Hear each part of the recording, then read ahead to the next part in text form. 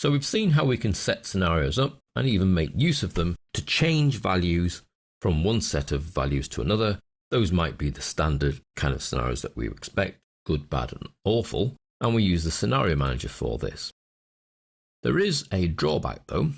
Whilst I have the scenario manager open, there isn't a problem. If I take awful bananas, double click, I know it places awful bananas values into the sheet. If I take awful apples, double click, I know it then places awful apple values into the sheet.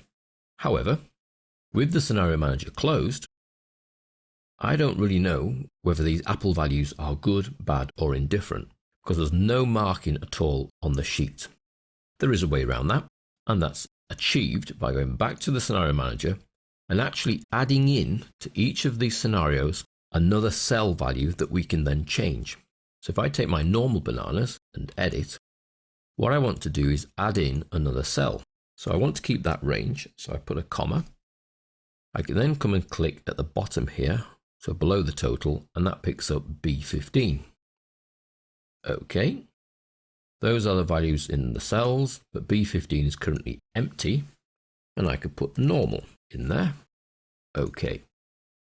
I then go to my awful bananas, edit, do the same again, add in that same extra cell, so I put a little comma and then I can select B15. When I say OK, I can then edit all the values for awful bananas, but the one I'm after is B15 where I can put awful, OK. And then the good bananas, again, edit. It's the cell range I'm after, adding an extra one in, and it's again B15 because that's at the bottom of the banana column. OK, and then right at the end, I've got an empty cell, which can then become good. Now, what the advantage of doing this is now when I go to normal bananas and do show, it places the value that is in that cell, B15, into B15, so it now says normal. And when I do awful bananas, it puts all the values in, but then it puts the text value awful into B15. And the same for the good bananas. It puts good into the good bananas. What this then allows is when the scenario manager is closed, I know which set of values I'm looking at because there's a label on the sheet. So it's not a feature of the scenario manager to be able to do this, it's just using the tools of the scenario manager.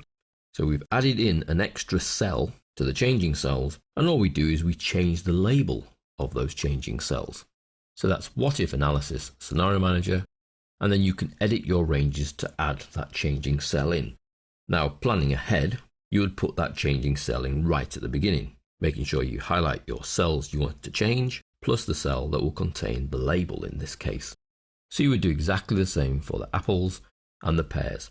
All of the scenario values would have to be edited, add in their changing cell, which for apple would be C15, add in the value as normal, and the same for good apples, edit, comma to add in the changing value, scroll down to the empty cell and put good, and that leaves us with awful apples, edit, again add in a new changing cell, and put in the value for that new changing cell of awful, which then allows us to choose the apple scenario values, and it places each of the apple scenario labels. That way, with the scenario manager closed, we know which set of values we are dealing with. So that's more of a tip to using the scenario manager than a physical capability and feature of it.